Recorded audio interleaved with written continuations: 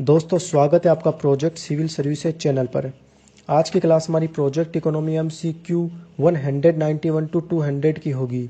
आप PDF Telegram के channel project civil services से प्राप्त कर सकते हो। देखते हैं आज का पहला क्वेश्चन। गैर बैंकिंग वित्तीय कंपनियों के संबंध में पूछा गया है। हमें पहचान करनी है असत्य कथन की।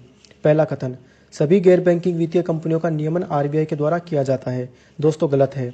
सभी का नियमन RBI नहीं करती है, बल्कि अन्य जो संस्थाएं हैं सेबी, PFRDA, IRDI और मिनिस्ट्री ऑफ कॉर्पोरेट अफेयर्स, उनके द्वारा भी इनका रेगुलेशन किया जाता है।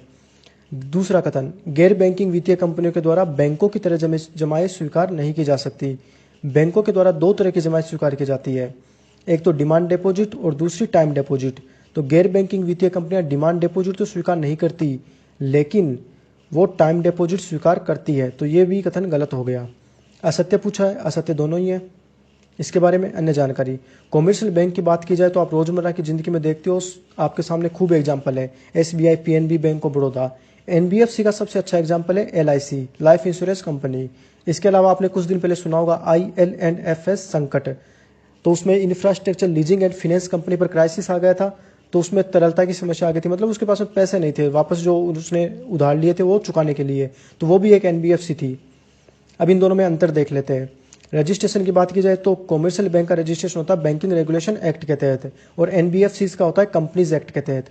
रेगुलेशन में RBI इन सभी का करती है, लेकिन NBFC में ध्यान रखना RBI के अलावा SEBI, IRDI, ministry of corporate affairs और PFRDA सभी करती है। तो इसमें इंपॉर्टेंट बात ये हो जाती है कि अगर क्वेश्चन में आ जाए कि RBI के द्वारा सभी NBFCs का रेगुलेशन किया जाता तो गलत हो जाएगा। अन्य जो संस्थाएं उनका भी आप ध्यान रख लेना। डिपॉजिट, कॉमर्शियल बैंक आप जानते हो डिमांड डिपॉजिट और टाइम डिपॉजिट दोनों एक्सेप्ट करते हैं, लेकिन कुछ NBFCs है जो टाइम डिपॉजिट स्वीकार करती है, लेकिन वो डिमांड डिपॉजिट स्वीकार नहीं करती है। अब बात की जाए RBI के द्वारा जो नॉर्म्स इंप्लीमेंट किए जाते हैं उनकी, CRR, SLR और बेसल नॉर्म्स, ये आपको पता है कॉमर्शियल बैंक पे लागू होते हैं। इनके बारे में हमने पुराने लेक्चर में कवर कर चुके हैं, तो वहां से आप देख सकते हो। NBFC में जो टाइम डिपॉजिट वाली है उन पर केवल और केवल SLR के नियम ही लागू होंगे, CRR इन पर लागू नहीं होता, ये ध्यान रखना। अब बात करें बेसल नॉर्म्स की, तो कुछ NBFCs है जिन पर बेसल नॉर्म्स लागू होते हैं। एक तो वो जो टाइम डिपॉजिट एक्सेप्ट करती है, वो कुल मिलाकर 108 है, और कुछ ऐसी NBFCs ND है जो 500 करोड़ से ऊपर अपना टर्नओवर रखती है, तो वो 276 है जिन पर बेसल नॉर्म्स लागू होते हैं। तो ऐसा कुछ अगर स्टेटमेंट आ जाए कि बेसल नॉर्म्स सभी NBFCs पर लागू होते तो गलत हो जाएगा। ये कितनी इफेक्ट आपको याद करने की आवश्यकता नहीं, बेस्ट इसका कॉन्सेप्ट पता होना चाहिए। देखते अगला question. 5/25 CDR, SDR and S4A निम्नलिखित में से किससे संबंधित है? S4A UPSC ने पूछ रखा है। इसमें आंसर हो जाएगा RBI के द्वारा बैंकों में बढ़ती NPA की समस्या का समाधान करने के लिए बनाई गई रणनीति का हिस्सा। वो क्या स्ट्रेटजी है वो हम देखते हैं एक्सप्लेन में। RBI ने 3R का एक फ्रेमवर्क प्रदान किया था NPA के सॉल्यूशन के लिए। 3R में 3 चीजें हैं, एक तो रेक्टिफिकेशन, एक है रीस्ट्रक्चरिंग और एक है रिकवरी। तो ये है क्या वो देखते हैं। रेक्टिफिकेशन में RBI ने बैंकों को स्पष्ट कहा था कि आपने जो भी अपनी लोन के रूप में जो भी आप पैसे दे रखे हो और जिन लोगों को दे रखे हो उसको आप रेक्टिफाई करो, मतलब उसको आप मुझे बताओ। RBI को बताना था बैंकों को, मतलब कुल मिला के बैंकों को अपनी एसेट की क्वालिटी की रिव्यू करना था। तो ये एसेट क्वालिटी रिव्यू यहीं से आगे चलता रहता है, और आज भी एसेट क्वालिटी रिव्यू बैंकों के द्वारा समय समय पर RBI को दिया जाता है। अब बात की जाए रीस्ट्रक्चरिंग की, तो रीस्ट्रक्चरिंग में RBI ने 3 चीजें बताई थी कि अगर NPA की समस्या है जिस लोन के साथ में भी, तो उस लोन को वापस लेने के लिए आपको 3 में से कुछ भी आप काम कर सकते हो। जैसे मान लो आपने जो लोन दे रखा है उस पर ब्याज दर कम कर दी, या फिर आपने उसकी समयावधि बढ़ा दी। जैसे मान लो 10 वर्ष का लोन दे रखा है, आपने कंपनी को कह दिया कि आप एक काम करो 15 वर्ष में हमें वापस वो लौटा दो, तो उससे क्या होगा कि कम वापस एक उम्मीद रहेगी लोन आने की। और ब्याज दर मान लो उस पर 10% थी तो उसको कम करके आपने 8% कर दिया, तो इससे कंपनी को एक मोटिवेशन मिलेगा, चलो ठीक है हम ये लौटा सकते हैं। या फिर उसका स्वामित्व में बदलाव कर दो। तो ये सब रिस्ट्रक्चरिंग के कॉन्सेप्ट है। इसमें ही ये 5/25 SDR, CDR, S4A, JLF ये सभी कॉन्सेप्ट इसी के हैं।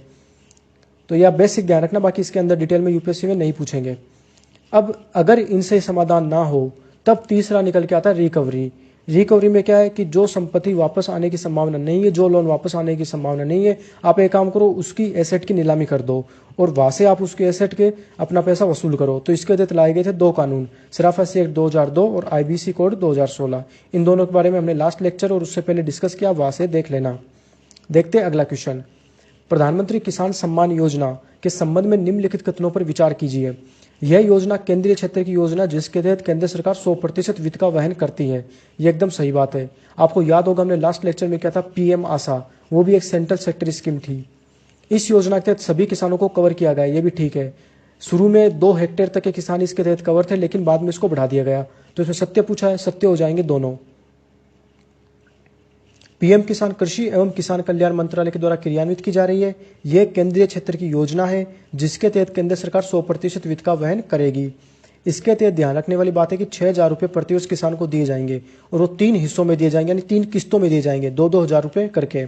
और सभी किसान इससे कवर किए गए, चाहे वो छोटे किसान हो चाहे बड़े किसान हो। तो यूपीएससी में आ जाए कि बड़े किसान इससे बाहर है, वो गलत हो जाएगा। इसमें सभी किसानों को कवर कर लिया गया है। देखते हैं अगला question. Social institutions and gender index किसके द्वारा प्रकाशित की जाती है? तो ये तो रटना आपको, OECD. Data security council of India के संबंध में पूछा गया ये क्वेश्चन है। इसमें हमें पहचान करनी है सत्य कथन की। यह भारत में डेटा संरक्षण पर आधारित एक गैर लाभकारी औद्योगिक निकाय है, ठीक है एकदम, जिसकी स्थापना सूचना एवं प्रौद्योगिकी मंत्रालय के तहत की गई है। दोस्तों ये गलत हो गया, सूचना एवं प्रौद्योगिकी मंत्रालय के तहत नहीं बल्कि नासकॉम ने इसकी स्थापना की थी, तो ये गलत हो गया। इसने डिजिटल भुगतान अभियान चालू करने के लिए गूगल इंडिया के साथ एक समझौता किया है, यह भी ठीक है। तो इसमें सत्य पूछा है केवल 2, पहला तो गलत हो गया। Data security council of India Bharat में डेटा संरक्षण हेतु एक गैर लाभकारी औद्योगिक निकाय है जिसकी स्थापना, देखो ध्यान रखना, नासकॉम के द्वारा की गई थी। इसने इलेक्ट्रॉनिक एवं सूचना प्रौद्योगिकी मंत्रालय और गूगल इंडिया के साथ मिलकर के डिजिटल भुगतान अभियान चालू किया था, यह भी ध्यान रख लेना। देखते हैं अगला क्वेश्चन। अखिलेश रंजन की अध्यक्षता में बनी समिति किस उद्देश्य के लिए बनाई गई है? तो इसमें हम देखते हैं ऑप्शन। एमएसएमई क्षेत्र में सुधार करने हेतु बनी थी यूके सिन्हा, यह गलत हो गया। किसानों की आय दोगुनी करने हेतु बनी थी डॉक्टर अशोक दलवे की अध्यक्षता में बनी समिति। न्यूनतम मजदूरी अधिनियम में सुधार करने हेतु बनी थी अनूप सतपथी की अध्यक्षता में बनी समिति। तो ये तीनों गलत हो गए। प्रत्यक्ष करों में सुधार करना इसका सही आंसर है। प्रत्यक्ष कर संहिता इसके द्वारा प्रेजेंट की गई थी। जैसे आप जानते हो कि इनडायरेक्ट टैक्स यानी जीएसटी का कॉन्सेप्ट लाया गया था, वैसे ही अखिलेश रंजन ने कहा था कि जो डायरेक्ट टैक्स है जैसे इनकम टैक्स, कॉर्पोरेशन टैक्स, इन सब में भी सुधार करना चाहिए हमें। तो उसके तहत इसके द्वारा प्रेजेंट की गई थी डीटीसी, डायरेक्ट टैक्स कोड। तो वो ध्यान रख लेना आप। अखिलेश रंजन की अध्यक्षता में बनी समिति प्रत्यक्ष कर संहिता के लिए आई थी। अगला क्वेश्चन है mobile aided note identifier money के संबंध में पूछा गया है। यह विज्ञान एवं प्रौद्योगिकी मंत्रालय के द्वारा लॉन्च की गई एक मोबाइल एप्लीकेशन है। मोबाइल एप्लीकेशन तो ठीक है, बिल्कुल है, लेकिन यह सूचना विज्ञान और प्रौद्योगिकी मंत्रालय ने इसको लॉन्च नहीं किया बल्कि आरबीआई ने लॉन्च किया था। तो यह गलत हो जाएगा। पूछा क्या में सत्य कथन, तो पहला तो गलत हो गया।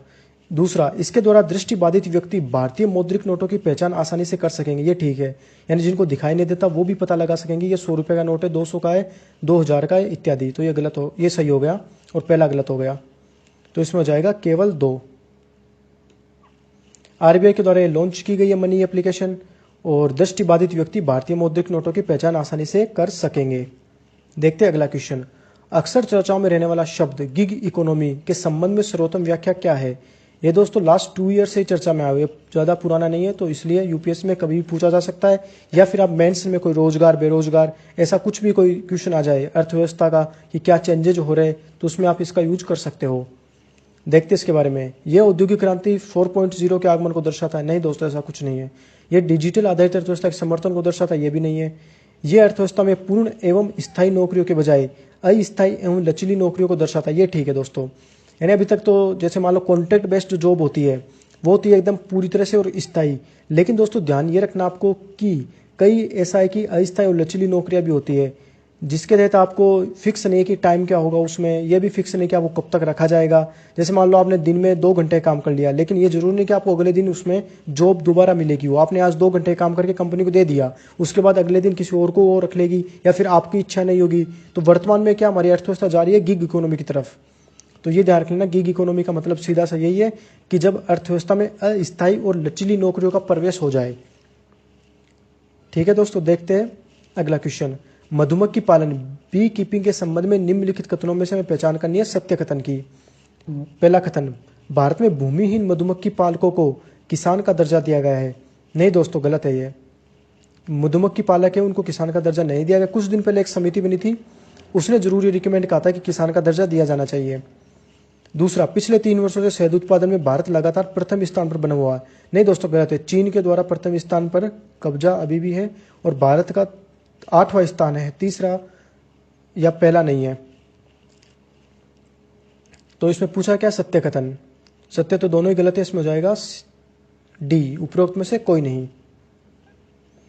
देखो समिति में बता रहा था वो विवेक देवराय की अध्यक्षता में बनी समिति है जिसने ये रिकमेंड कहा था कि भूमिहीन मधुमक्खी पालकों को किसान का दर्जा दिए जाने की जरूरत है। और शहद उत्पादन के मामले में भारत विश्व में 8वें स्थान पर है और पहले स्थान पर कौन है, चीन। तो ये ध्यान रखना। देखते हैं अंतिम क्वेश्चन के फोन परियोजना के बारे में निम्नलिखित कथनों पर विचार कीजिए। हमें पहचान करनी है सत्य कथन की। यह केरल सरकार की गरीबी रेखा से नीचे जीवन यापन परिवारों को मुफ्त उच्च गति का इंटरनेट प्रदान करने की परियोजना है। यह बात एकदम सही है दोस्तों। इस योजना के अंतर्गत राष्ट्रव्यापी ऑप्टिकल फाइबर नेटवर्क की परिकल्पना की गई है। यह भी ठीक है क्योंकि वर्तमान में अगर हम सभी को नेट प्रदान करना है तो ऑप्टिकल फाइबर नेटवर्क एक बेस्ट सॉल्यूशन है। तो सत्य इसमें क्या हो जाएंगे, दोनों। तो बाकी कुछ इसमें था नहीं। तो दोस्तों आज की क्लास हमारी यही समाप्त होती है। Thank you so much.